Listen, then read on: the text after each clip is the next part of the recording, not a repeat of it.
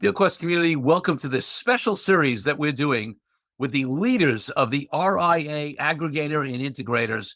So these are the firms in the registered investment advisory industry that are doing what is now 91% of the deals, which are mainly these private equity funded larger RIAs that are looking to buy up and are buying up and doing many, many deals in the space. Other RIA firms, whether they're independent or sometimes from IBD platforms or even, doing some deals with wirehouse advisors. So we are fortunate enough to have some of the leading firms in the industry doing these deals, and we have them on in this special series so that people who are interested, advisors in the industry who are potentially interested in selling their firms can understand the different models out there. Because one of the benefits of the evolution and the maturation of the RA space has been that there are more aggregators and integrators. There's more funding for these. There's more private equity.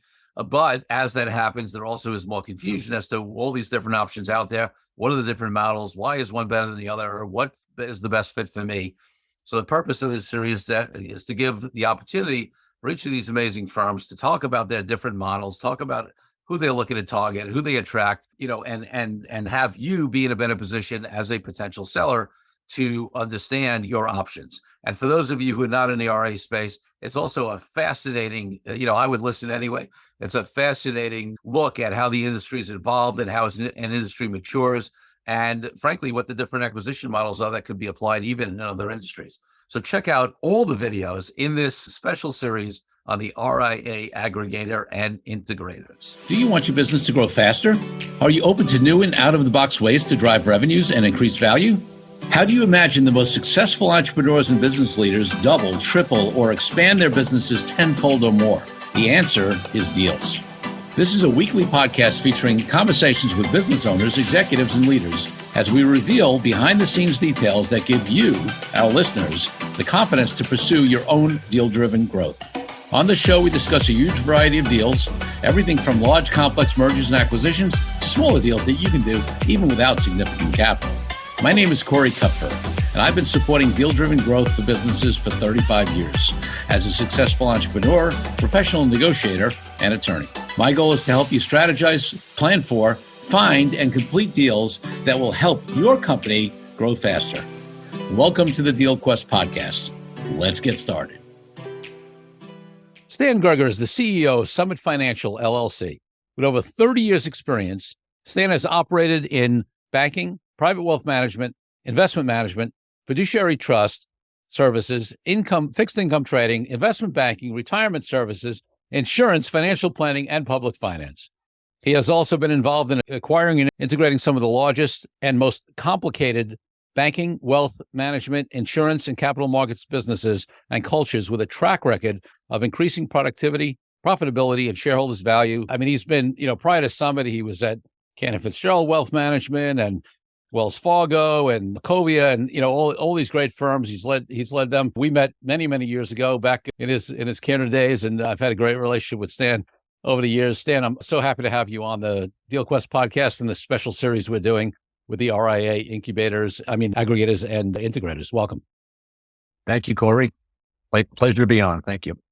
Awesome. So listen, I want to get into Summit's model and all that stuff and have you let the listeners know, what the opportunity is. Obviously on this series, we've been, having various people on, so that the great thing is that there's all these options out there, and then there's even more confusion because what's the difference between all these platforms? And I know Summit has its particular value proposition. And so I want to give you the opportunity to talk about that. But before we go there, I want to take you back to when you were a little kid growing up, because my guess is, what did you want to be? Because my guess is that being the CEO of these various financial service institutions probably wasn't it when you were 8, 10, 12 years old, but you tell me. Oh, wow. Great question. Well, I grew up in New York City. Both my parents are from Europe. So I'm the first generation here in the U.S. And what I knew growing up is, Corey, I did not want to be poor. Yeah. Which we grew up with, a very tight budget. It was not an easy upbringing. Both my parents worked. It was hard. It was a hard upbringing. And I watched my dad, especially, he was in a restaurant business, working multiple shifts just to pay for our school. And oddly enough, we went to we went to private school. So I went to a Catholic undergrad elementary school, then to an all boys high school. And that was tough. And then going to college, I watched how they struggled to get us through that. And, I just knew I wanted to apply whatever I could from a skill set and do something where I could make them proud. I could provide for my family. And frankly, how I got here was very odd. I decided that when I was in college, I was going to law school. Okay. And just a few weeks before graduation, I did a complete shift and I told my parents, I'm going to Wall Street. And my dad just held his forehead and said, oh my God, like, well, how did that happen? And I started as a retail advisor and, just the dialing phones and getting out there. And I loved the business. I loved the fact that you can help clients and you can change their lives and working for some of the big national firms. I mean, I spent a decade at Citigroup. Yeah. And you think about that culture and anybody that works for these big national firms, you're almost brainwashed and bigger is better. Yeah. Yeah. And you can beat anybody up and win business. And, probably 25, 30 years into it, I said, wait a second, I'm working for these big firms. It's not always the best way. They're large, but so many bureaucratic conferences that you have. And, we used to have meetings for meetings. Yeah. So, going independent was really where I wanted to go. And I knew I wanted to be some kind of a business entrepreneur. I didn't know how, Corey, and what that looked like, but the upbringing of my parents, the working for the big companies, I wanted to somehow be a business owner to some degree. Yeah. Yeah. Good stuff. And one other question looking back, what was your first deal of any type? Could have been early in your career or something even earlier as a kid or something, whatever comes to mind that was a deal of any type. I think the first deal was winning my first piece of business when I was a commissioned advisor, right? I mean, that was the real business deal. And you start off with a book of zero and you have 30 days to get a paycheck. And in winning that first piece of business was, in my mind, wow, this is how it's done. And then you try to refine it over and over again. But that's probably the first deal that stands out. I remember the client too. I remember the transaction. I thought $100,000 was a lot of money back then. And oh my God, I won $100,000 account. Love it. I love it. Listen, it's an interesting perspective, right? Coming up through the ranks, so to speak, and all the different aspects of financial services that you've been in, because now you bring that to Summit Financial. And as I said in the introduction, there's so many different models out there and the industry has matured significantly, the independent advisor industry over the last 15, 20 years, and certainly over the last 5 or 10, but it is far from, mature. I think we got a long way to go. But the great thing about the different models is, as I said, is that there's a lot more options than there used to be, but also some advisors are looking to sell or join, or trying to figure out the differences. So talk to us a little bit about Summit's model. And I know you have a couple of different options for how people can affiliate. So Right. let's talk about those at a basic level, and then we'll get into more detail. Yeah. Well, I mean, for starters, Corey, it's complicated, right? I wish it was easy. And I think any advisor that's listening to any of your podcasts or trying to make a decision, do I stay at a wirehouse? Do I leave? It's scary because there's a commercial everywhere, right? I mean, every firm's promoting what they do and they got the cure for cancer and all that good stuff, right? Right. The model here at Summit, I mean, I stumbled on this place. My friends over at Merchants, we were looking at investing our personal capital into deals, just like some of your guests that you have. Yeah. And Summit came along as a fluke of, hey, can you speak to it then and take a look at our model and what do you think we should be doing? And when I looked at the business model, I mean, they've been around for 35 years. They built multiple businesses under one umbrella, right? A financial planning company, an insurance company, investment management company. But what they lacked, which we see over and over, is access to real capital, right? Access to real capital, access to a fully integrated support mechanism, whether it's technology, operations, being independent, right, has created this feeling of freedom for advisors. But, when you go independent, you realize, oh my God, I have to be the cable repair guy and I have to fix this on my own. I'm running HR, I'm running technology. It's not easy. So we made an investment and I pretty much made a decision. Not only will we make an investment, I will be here to run the company, protect our investment. Mm-hmm. And that's what we did. We spent the first 4 years completely shutting down any kind of recruiting. We didn't want to recruit with the mindset of somebody joins and then they have to integrate and move. And we were deliberate. We wanted to make sure that if you were an advisor working at Summit or joining Summit, do you truly have the tools to be independent, control your business, run your business, deliver the level of experience to your clients that you want to deliver, yet have the team behind you, almost like that Verizon commercial where you have the guy standing with a ton of people behind him. Yep. But we didn't want to get in the person's way. We didn't want to say, here's the t-shirt you have to wear. Here's the brand you need to have. That was not the model. So that's the difference. The difference is it's I would say it's independence, but you're not alone. You're fully supported. The other big piece, and really it's why we made the investment. The biggest part was we realized that Summit is not just now it's a 40-year firm, but it's not just a firm, it's a partnership. And look, I spent a decade at Citigroup. I was part of B of A. I was part of Wells, Wachovia. You mentioned Cantor, on and on and on. At every one of those firms, there was so much transition. People would join and leave. Like the doors were always spinning. Yeah. And what really intrigued me here is that so many of the advisors here have been here 35, almost 40 years. Yeah. And unfortunately, when it comes to people leaving, it really is leaving this earth. I mean, most of the people that are no longer here that are, I'd say, attrition of the firm, most of them passed away, which is, It's sad, but I've never known to work for a firm where people just didn't leave. I mean, it was foreign to me. So the partnership piece is it's hard to articulate because nobody believes you. Like, what the heck does that even mean? But the partners, they get together once a quarter, which is on their own. There's no management telling them you have to do this. And they take 2 days out of their work week or their month, really, 2 days out, and they just share ideas. Here's what's working. Here's what's not. Hey, I'm working on a large case. What do you all think? So that they're kind of an advisory committee to each other. And that I found so different. And Corey, when I go back to advise and say, you've been here 25, 30 years, what stands out as being different? That usually is in the top 2 or 3 responses that they come up with. Like it's either number 1, number 2, or maybe number 3. With the new folks coming in, they say, it's the same thing. Stanley, you mentioned this happens here. I kind of brushed it off. And it's really a value add. And we have our annual meeting in another 3 weeks. And we have a number of our newer teams that are here less than, call it 3 years, presenting at that offsite. And they're going to discuss really what they're doing different that people can learn from. But they're so excited to hear again what the other teams are doing. So it's the power, it's that culture, it's the power to partnership. That's really it. I mean, that's the biggest piece. Love it. Love it.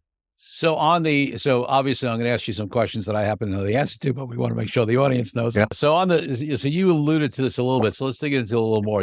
It's somewhat artificial distinctions we've been making, but we've been talking about the aggregators versus the integrators, right? Mm-hmm. So for example, I mean, the last episode before recording this that we released was Mariner and Marty Bicknell and Mariner actually moved from a more aggregator model into a more integrator, one brand, one Mariner model. We've had others on who are much more in the aggregator side. And, so what you've said so far is that is the support with the independents, right? So let's talk about some of the things, that go into each side of that, right? In terms of branding, in terms of ADV, in terms of, what is consolidated decision-making, that kind of stuff. Break it down a little more as to where the Summit model falls. Yeah. And Marty's done a great job. Marty's a friend and I follow him and I think what he's built is amazing. So just hats off to what he's created as well. So what a lot of times I start off with what don't we want to be, right? And we don't want to be an aggregator. This is not buy a piece of the business, throw somebody in, just scrape some, profits, revenue up. That's not the, I've been, I guess, fortunate and also thrown into a lot of these large businesses, frankly, at a point in my life where I was younger. In many cases, being very honest, I was scared, to the end of the earth, like, oh my God, I don't even know how to run a mortgage company much, but I know what a mortgage is, but I mean, the mortgage company reports to me and so forth. So I had all these businesses that you kind of learned, by being thrown into them. And I realized this thing that kept happening over and over. People that are successful don't want to be told what to do, right? They want to be given the tools that they feel they need, have access to them, and almost like going out to a restaurant where you pick what you want. You don't get jammed down your throat what you want. So that's kind of the Summit model. We simplified the things that we know people really don't want to do, right? Having your own ADV versus not. Okay, I'd be more than happy to sit down with anybody. Tell me the value of I have to have my ADV and do everything on my own versus you could do everything on your own and don't even worry about that legal piece. Just operate. You can use your own brand, but operate it under the regulatory arm of a big parent company. And in many cases, we have that discussion and the person goes, oh, I always thought I wanted to have my own ADV because people told me that. You can, but here's what goes with that. So we definitely do not force a brand. I would say roughly 60% of our teams use the Summit brand. 40 use, their own brand, the Stan Gregor group, right? But that's pretty synonymous if you look at the Merrill, the Morgan, and so forth, but the Stan Gregor group and so forth. So we built an infrastructure for the advisors that's on 180 all the tools, all the bells and whistles. Technology is, we spent tens of millions of dollars on technology, getting that to integrate with the custodians and the performance reporting and the CRMs and you name it. If I'm an advisor, I don't want to do that. Like I want to deal with my client. And the story. Every technology company salesman tells you it's all turnkey until you get it, and nothing's turnkey. Right. I use the analogy of it's almost like somebody tells you, hey, you want to buy a Ferrari? Great. And then UPS shows up at your house with 250 boxes and you're like, what is that? Your Ferrari, go put it together. We didn't want to do that. So we've learned the hard way of what does an advisor truly want and need. And we built those services around them. So the technology, the compliance, the HR, operations, fully integrating those services. And then we put the people piece around it, right? We have an investment team, just like Marty has, right? He discussed that as well, right? We have an investment team that does the research. We have an investment team that helps you design cases and portfolio design. We have a team that actually manages money. Summit as a firm, we have a team that manages billions of dollars on behalf of the advisor. Most of that is custom model, custom portfolio. We also have an insurance agency, which is almost 40 years old. It's actually a massive agency that has been around for a long time. There are multiple options an advisor can choose from. And then we built a servicing arm too on the insurance side, right? So in addition to having an agency, there's a servicing arm that takes everything from the advisor off their plate. We'll go schedule the paramedical. We'll go fight with the underwriters about rating and whatnot. The advisor keeps himself out of that. So we'll even help you design the story or the pitch book for the client if you need. That team will do that, to collecting premiums. And then the culture of collaboration, I call it the partnership culture, right? That's the people that all wraps it around. So I would say most advisors will tell you they are independent, which they are. Our ADB spells it out. We don't have contracts. We are locked in here. It actually, or if you read our ADB, it will state that we're telling the client, if your advisor chooses to leave, not only will we not block them, we will give them all your information, right? Unless you tell us in writing ahead of time, you don't want it. So what we say we mean, this is not you bring a guy, a gal in and then you trick them on their way out. If people want to leave, they should have full freedom to do that. And it's in every one of our contracts, it's in our ADB, it's completely spelled out. And if Summit is not adding value, you shouldn't be here. You really should go do something else.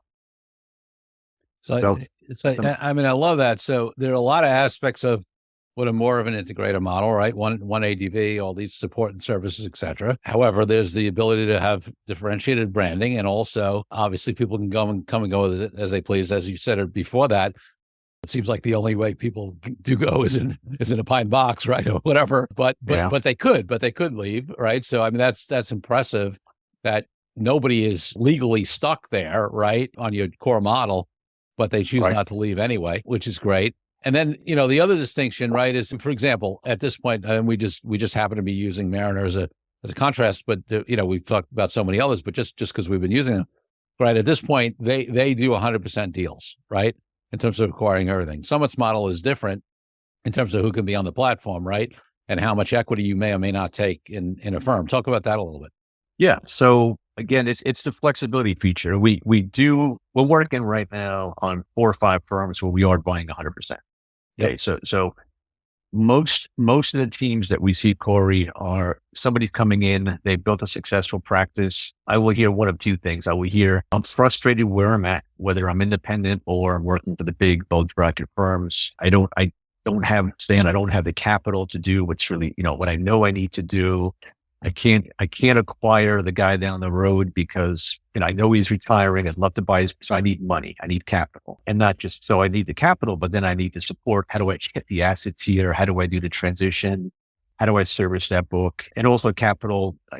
I don't intend to run the whole thing myself, Dan, so I have to bring on a team, and there's a lot. So the financial piece is usually a big stumbling block.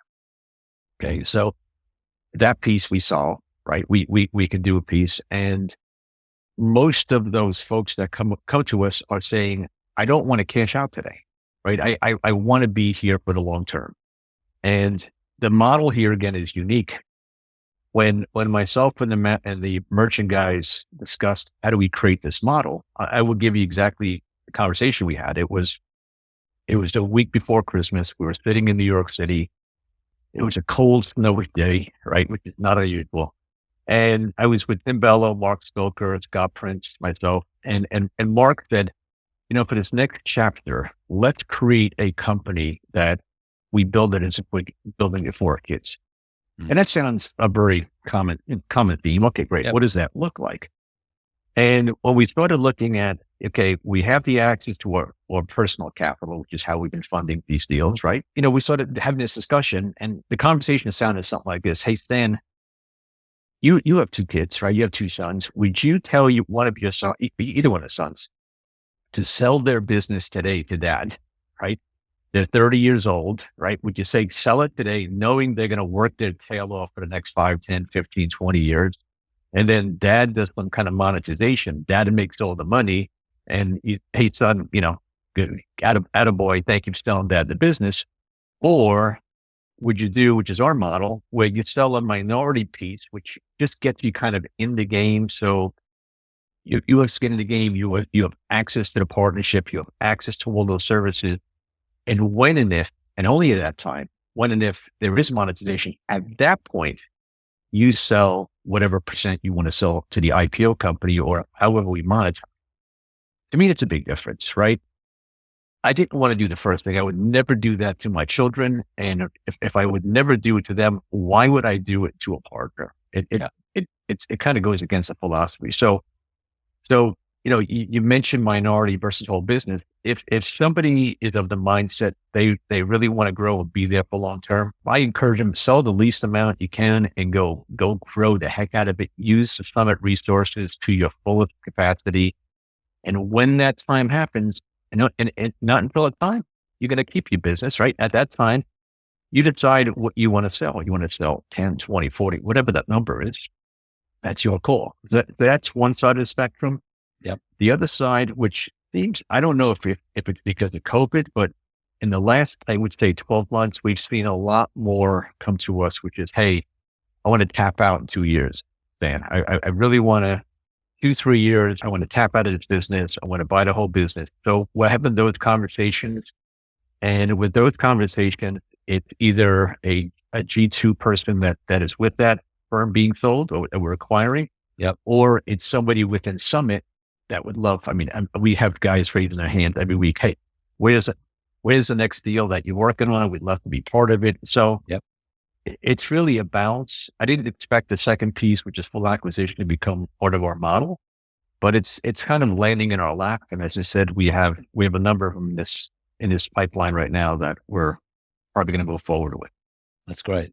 So you mentioned G2, and that's a conversation I've had with the other CEOs, of the various integrators and aggregators, because, G2, G3 always raise some interesting opportunities and also sometimes some challenges, right? You got senior guy, and then you got a G2. They may, at different stages of life, maybe looking for different things. One senior guy or gal may be looking to more to cash out sooner. The others have a growth opportunity. So, you've already said, I mean, obviously a model in which you don't have to buy everything, right? Where you're only buying a piece gives the one of the advantages gives that G2 the opportunity to continue to grow. Talk a little bit about, I'm sure you come across, I mean, everybody in the industry comes across these situations. And then it sometimes is complicated by the fact that sometimes G2 controls more of the business than they've been equitized on, and that becomes interesting. So talk about how Summit makes it attractive for G2 and how you get by some of those differing interests between the founders maybe and then second and third generation. Yeah. It's funny. I would say of our founding members, a quarter of them have G2, which are their children in the business. And there's a little bit of a dilemma there of, hey, Stan, I want to step out of here at some point. My son can't afford to buy me out, right? How do I do this, right? And I don't want to sell to him at the same multiple the business is truly worth. So this has been coming up as a great opportunity where we get to basically take a minority stake in that business. We give the dad really what is more than a fair multiple.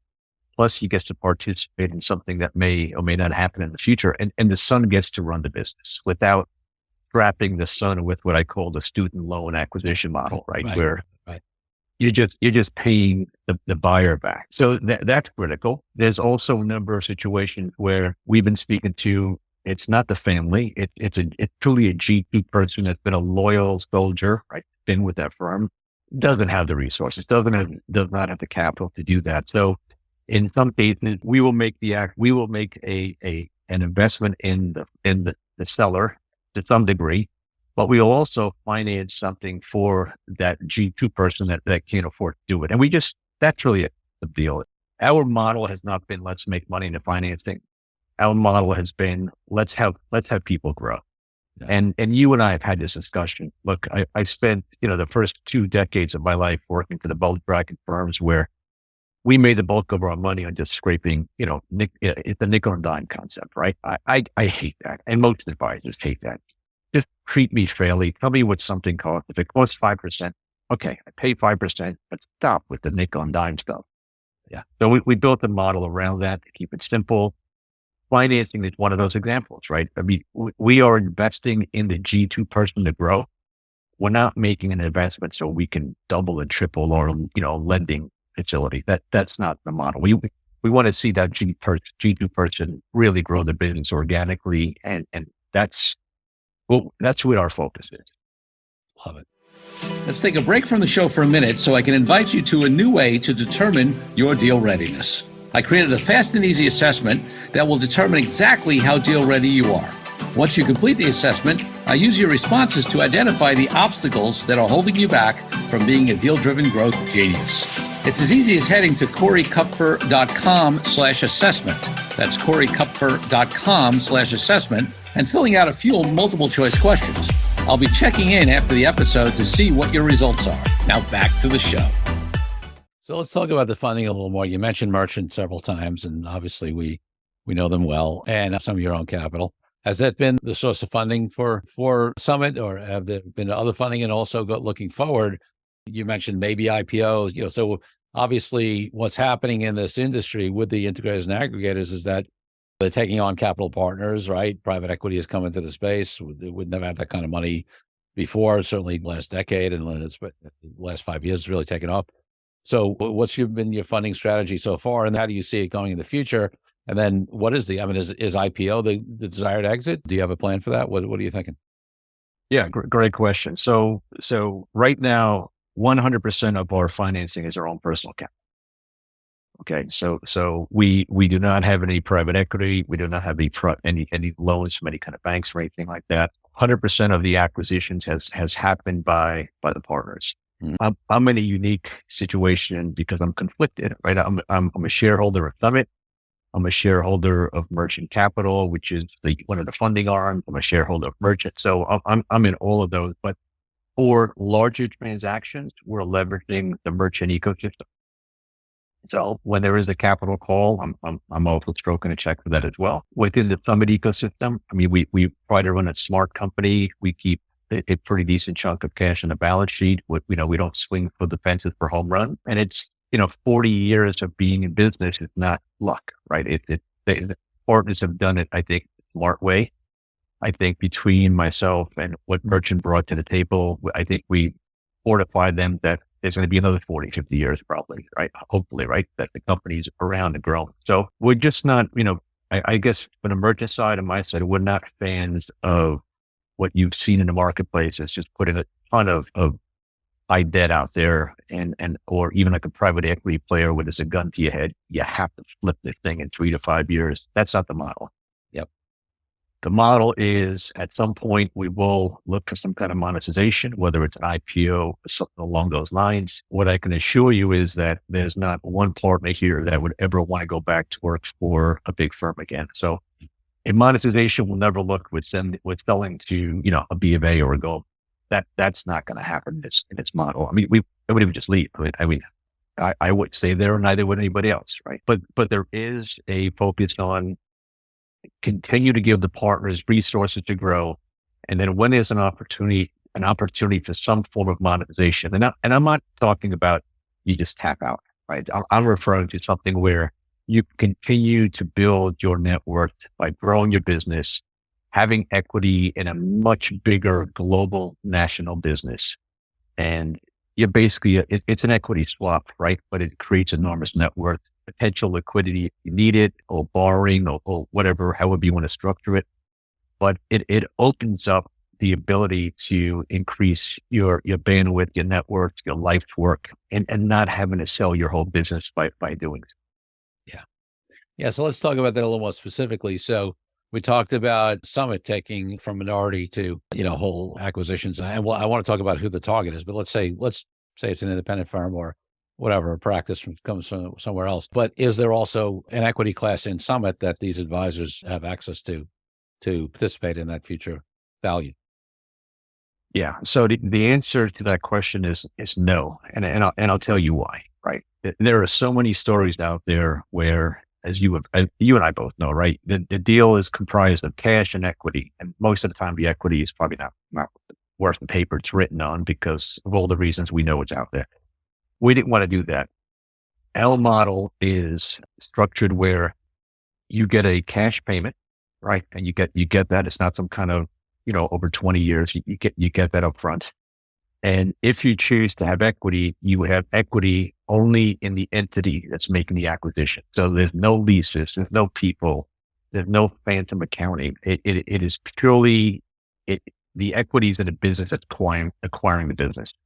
So that's called Summit Growth Partners. That's been a huge success. We've paid a dividend out in the first quarter. It continues to pay dividends. As you can imagine, there are very little expenses other than some kind of annual auditing on the accounting side. And to me, that's real equity. That you're buying, if you're selling something and you're getting real cash flow, you know what that number is.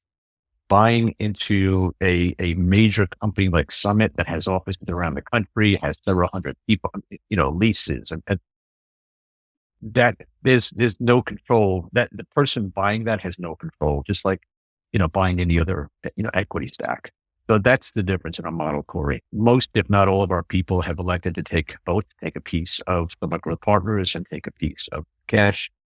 But just like Marty's model, it's up to you, right? You can structure the way you wish to structure. Yeah.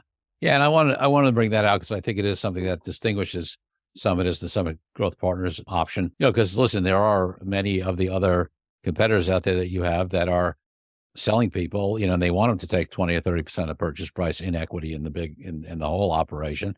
And there are arguments for that. There are arguments against that. But the big thing about the series is to really be able to show the differences to people. And clearly Summit has a clear philosophy on that and why you do it that way. And what I always say to my client who are buyers at the rung below the big boys like you is having a clear value proposition with a clear model and a clear structure and clear strategy that you can articulate is great, because not only does it attract the people who are attracted to that, but it actually repels the people who are not interested in that. And then you don't waste time on them. So I think Summit Growth Partners is a different value proposition.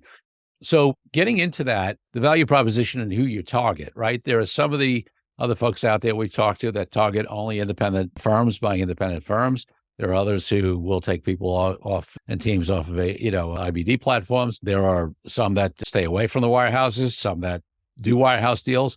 Just to make it clear for folks, who on that spectrum are you attracting? And then I think you explained most of the value proposition, but if there's anything else around the value proposition to each of those groups, please feel free to share.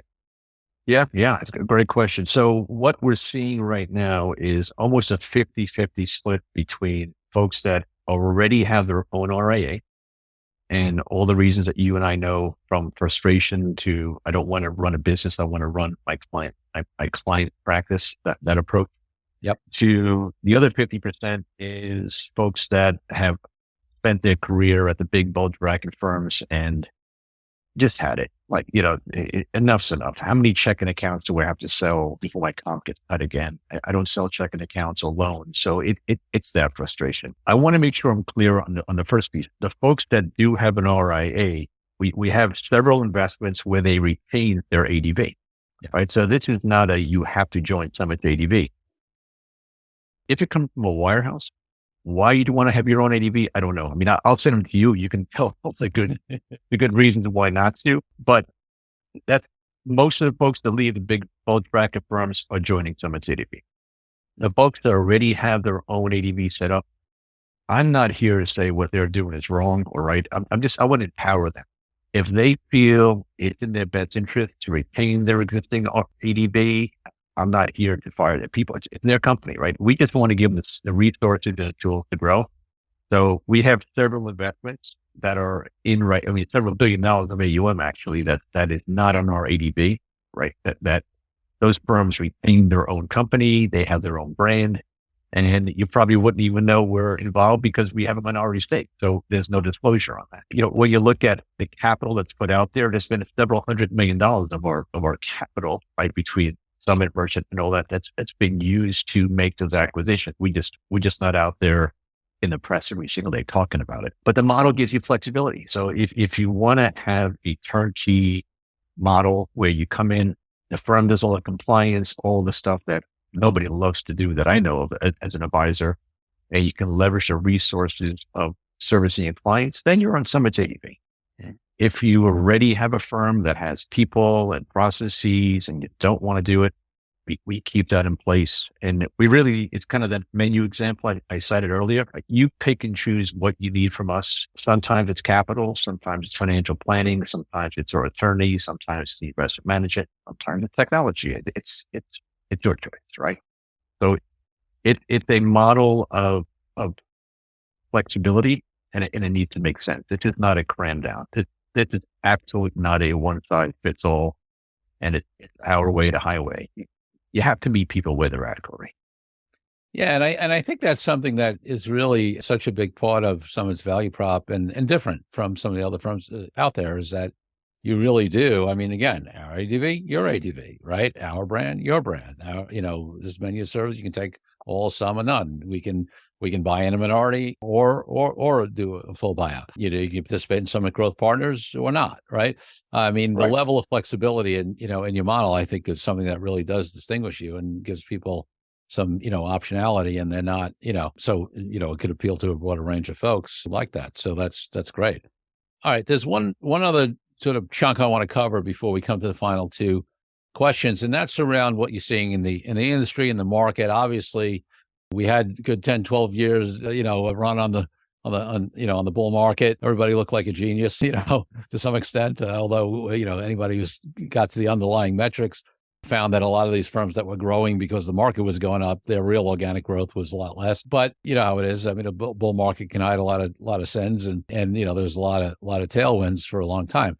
Now, I mean, I've said it before, my listeners know. I mean, I think certainly the medium to long term trends in this industry are so positive, just because of demographics, because of the growth of the independent space, because of the fact that no matter how much consolidation there has been, there's more new advisors coming into the space, leaving the wirehouses and whatever. But we do have some short-term headwinds potentially, right? Interest rates higher, cost of capital higher, inflation, although it's starting to come down. The markets have been, lately maybe a little better, but shaky. What are you seeing in terms of the markets, and particularly its effect on deal flow? Are you seeing an impact on volume of opportunities? Are you seeing deal structures change, valuations change? What are you seeing out there? Great question. I'll start off by saying having been in this space for quite a while, right? It's never as good as you think it is, and it's never as bad as you hear. It's somewhere in the middle. That's right. This whole downturn, right? I think, not I think, we know it caught everybody by surprise, right?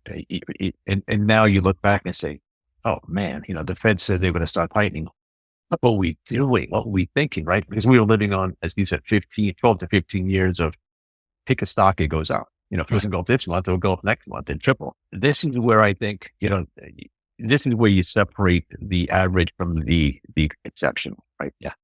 Most people that watch CNBC and watch the news are just, I hate to use that name, the fake news, right? You just get sucked into the flavor of the day. And if you do that, you're going to miss something.